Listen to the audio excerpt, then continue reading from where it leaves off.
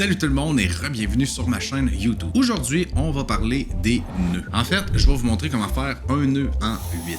Fait que pour faire le nœud en 8, vous prenez votre corde et vous allez lui faire 2 tours sur lui-même avant de le rentrer dans la boucle. Pardon, je me suis trompé de tutoriel. Aujourd'hui, on parle des nœuds, nodes en anglais. En fait, je vais vous parler des nœuds en parallèle, des nœuds en série, des nœuds en layers ou en calque en bon français. Je vais vous parler des nœuds inversés. En fait, la vidéo d'aujourd'hui, on peut le voir un peu comme le guide des nœuds pour débutants. Pour tous ceux et celles qui me connaissent pas, je m'appelle Antoine Vallée puis je suis la référence du nœud en 8. Non, mais pour vrai, en fait, sur ma chaîne YouTube, vous allez retrouver plein de tutoriels sur DaVinci Resolve 17, le filmmaking en général. C'est vraiment une chaîne YouTube sur la post-production. Donc, je vous suggère fortement de vous abonner à ma chaîne parce que je sors des vidéos à chaque semaine. Sans plus tarder, on s'en va dans le tutoriel checker les nœuds, les nodes. Les nodes. Let's go! Let's go! Re-bienvenue sur le logiciel DaVinci Resolve 17. J'utilise la version Studio 17.4.5. Donc, on se rejoint dans le 5e onglet, l'onglet de l'étalonnage, et on va parler de nœuds. En fait, je vais vous montrer 4 types de nœuds. On parle du nœud en série, on va parler du nœud en parallèle, du nœud en calque et du nœud inversé. Vous pouvez tous retrouver ces nœuds-là en appuyant sur le clic gauche de votre souris, ajouter un nœud, et vous avez le nœud en série, le nœud en parallèle, le nœud en calque et le nœud inversé. Le nœud en série avant, c'est la même chose, c'est juste ça va changer l'endroit où le nœud va apparaître sur notre arbre de nœuds. Donc ça, c'est comment qu'on ajoute des nœuds. Là, on a un raccourci pour ajouter un nœud en série qui est Alt-S. Donc, on peut ajouter autant de nœuds qu'on veut.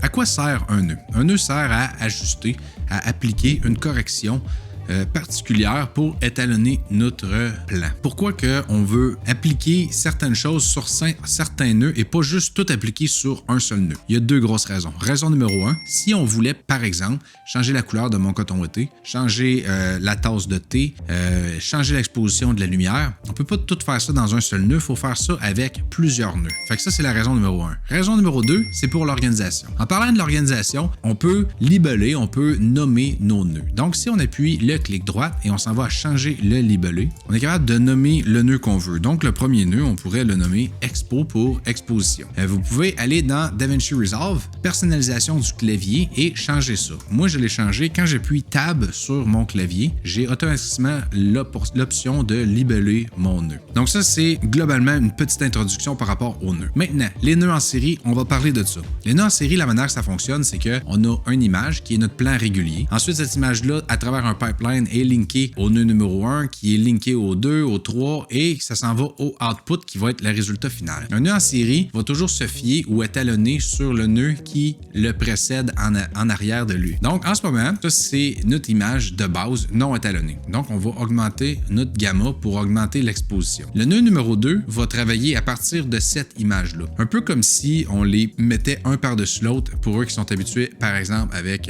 Photoshop ou After Effects ou des logiciels comme ça. C'est vraiment une couche par-dessus l'autre. Il y a pas on mélange pas les images, c'est une couche par-dessus l'autre qui va affecter. Si, par exemple, l'image 2, on appliquait du bleu, là, on est rendu avec le plan régulier. On est rendu ici avec notre exposition augmentée avec le gamma. On est rendu avec une image bleue. Puis, le nœud numéro 3 n'a aucune correction d'appliquer encore, mais vu qu'il se fie à l'image précédente qui est bleue, mais là, on a une image bleue qui a aussi le gamma de corriger de l'image précédente. Fait que c'est tout le temps un se suit dans l'autre. Si on allait dans notre image, dans notre nœud numéro 3 et qu'on appliquait du rouge, notre image va devenir mauve.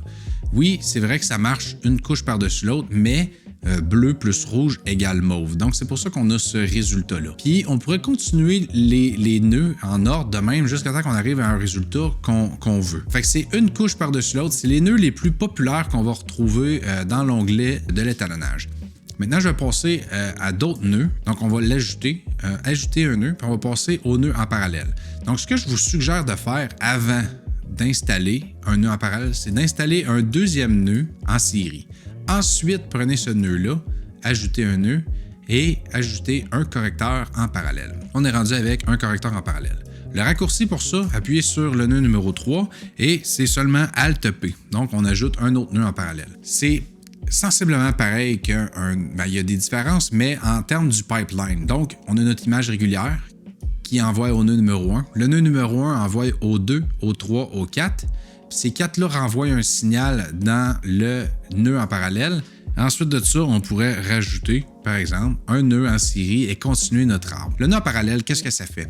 Bien, c'est super simple. Ça prend de l'information de l'image précédente, qui est notre nœud numéro 1, l'exposition. Puis on va pouvoir faire des correctifs individuels, mais ces correctifs-là vont être mélangés ensemble pour arriver à un résultat. Je vais vous montrer, c'est super simple en fait. On va prendre le nœud numéro 2, on va lui donner un teint de bleu. Donc là, si vous regardez, là, on a du bleu ici, comme le bleu qui est là, puis 2 images régulières. On va prendre le nœud numéro 3, on va lui donner une teinte de rouge. Fait que dans le fond, là, quand j'ai dit que ça blendait ensemble, là, on a pris du bleu, on a pris du rouge, on les mélange ensemble, ça crée du mauve. Puis non seulement ça les mélange ensemble, mais ça mélange aussi l'image régulière qu'on retrouve ici. Donc celle-là feed à travers ces trois-là. Ces trois-là sont mélangés pour créer un résultat. Ça marche très bien quand on fait du dodge and burn et qu'on veut exposer différentes portions de notre plan à l'aide des masques ou des vignettes, des choses comme ça. Le nœud en parallèle fonctionne très bien pour ce type de correctif ou d'ajustement-là. Puis là, par exemple, si on prenait le nœud numéro 4 puis qu'on y donnait vraiment très fort en vert, bien là, on a un autre type d'image complètement qui se rapproche beaucoup plus de notre image normale. On a un blue, red, green channel mélangé ensemble pour recréer potentiellement presque l'image régulière. Fait que vous voyez, c'est vraiment juste pour vous montrer le principe que c'est des nœuds en parallèle vont mélanger leur contenu pour créer un résultat. Fait que ça, c'est le nœud en parallèle. Puis ça marche très bien pour exposer à l'aide des masques des portions de votre image. Là, on va déliter tout ça. On va reconnecter notre nœud numéro 1 au output. Puis, je vais vous montrer le nœud en calque. Moi, je l'appelle souvent le nœud en layers. En anglais, je l'ai appris comme ça. Donc, à l'aide de Alt-S, on va ajouter un nœud numéro 2. Si on appuie sur le clic droit, on s'en va à ajouter un nœud. On a ajouté un nœud correcteur en calque. Donc, on ajoute un nœud correcteur en calque. On peut aussi appuyer sur la raccourci Alt et L. Ça va nous créer autant de nœuds en calque que l'on veut. Là, pour l'instant, j'en ai juste besoin de 2 pour vous montrer ce que je veux vous montrer. Donc, c'est quoi la différence? Parce que le pattern est sensiblement pareil que des nœuds en parallèle. Donc, c'est quoi la différence? Mais la différence, c'est qu'un nœud en parallèle va mélanger ces nœuds-là ensemble pour créer un résultat. Tandis que le nœud en calque, le nœud en layers, a une priorité. Lui du bas est toujours prioritaire sur celui du haut. Un peu comme si on ajustait dans Photoshop une image par-dessus un autre. Puis je vais vous montrer la meilleure manière de vous montrer ça, c'est avec les skin tones. Moi, j'utilise tout le temps ça pour étalonner la couleur de ma peau. Donc, on prend le nœud du bas, on sélectionne le sélecteur de couleur, on sélectionne la couleur de la peau. Pour voir notre clé, on va appuyer sur Shift H de notre clavier. On peut faire quelques micros ajustements si on voulait. Là, vous voyez qu'on pogne beaucoup la table. L'exposition de la lumière ici est un peu ma face. Je ne travaillerai pas sur ma clé parce que c'est pas le but du tutoriel. Le but du tutoriel, c'est de vous montrer la différence entre les nœuds. Donc, on a ici une sélection, puis on va vraiment mettre ça abusé, là. On va monter ça, les offsets, vraiment dans le côté orange, là, couleur de peau. Ensuite, on va prendre le nœud du haut, puis on va appliquer un étalonnage bleu. Puis on va l'exagérer. Donc, on pousse ça dans les bleus. Juste pour que vous compreniez le principe. Donc, le nœud du bas est prioritaire sur le nœud du haut. Vous voyez l'image du haut, 100% bleu partout. Notre face, la table, l'ordinateur, l'exposition, la tasse de café. Le nœud du bas, on a pris une sélection de l'exposition ici. Mais tout ce qu'on a sélectionné ne sera pas affecté par le bleu dans notre résultat final. C'est vraiment le nœud en calque, le nœud en layers, c'est fait pour isoler certaines portions, certaines couleurs, certaines expositions de notre image. C'est comme ça que ça fonctionne. C'est peut-être plus simple. Là, normalement, dans d'autres logiciels, on marche du bas vers le haut. Fait que, on peut peut-être le voir comme ça. On a appliqué une base de bleu et ensuite, on a sélectionné nos couleurs orange pour arriver à un résultat de même. C'est peut-être mélangeant dans l'onglet de l'étalonnage, mais ça fonctionne vraiment. Le nœud du bas, dans les Layers Node, dans les nœuds en calque, est prioritaire sur les nœuds du haut. On peut en ajouter autant qu'on veut, mais les nœuds en haut ne seront jamais prioritaires sur lui du bas. Donc ça, c'est les nœuds en calque, les nœuds en layers. Maintenant, il reste juste un type de nœud à vous présenter. Puis c'est le nœud inversé. Puis je vais vous montrer exactement ce qu'il fait. Donc, on appuie le clic droite. On s'en va à ajouter un nœud et on s'en va sélectionner ajouter un nœud inversé.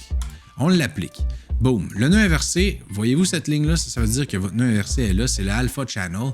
Puis ce que ça va faire, c'est que ça va inverser le nœud précédent. Donc ça, c'est le nœud inversé, puis il va inverser le nœud qui le précède. Donc là, on a une image pleine. Donc, bien évidemment, on a une image grise. Regardez bien, si on s'en va ajouter une vignette, on va aller sélectionner une vignette. On va vignetter ça. Voilà, comme ça fait du sens. Le nœud inversé, c'est 100% le contraire de notre sélection. Puis c'est principalement un nœud que je vais utiliser quand je fais justement des vignettes. Donc, je vais prendre ce nœud-là, qu'on voit l'intérieur. Ensuite, on peut, par exemple, monter l'exposition. Donc, on montrait l'exposition. Je veux mettre une touche de bleu là-dedans. Boum. On prend le nœud inversé, on va diminuer l'exposition pour créer un effet de vignette, puis on veut mettre du rouge là-dedans. En fait, le rouge puis le bleu, c'est juste pour vous montrer la différence et ce que le nœud a comme effet. On va appuyer Alt-S pour ajouter un nœud en série. Ça, c'est notre résultat final sur lequel on travaillerait pour continuer à notre output. Mais le nœud inversé va juste inverser ce que l'autre image, le nœud précédent, lui offrait en théorie. Donc, ça, c'est pour le nœud inversé. Si vous voulez apprendre d'autres sortes de nœuds, je vous suggère fortement d'aller vous abonner à ma chaîne et d'aller checker les autres vidéos tutoriels que j'offre sur DaVinci Resolve 17 de la post-production en montage vidéo.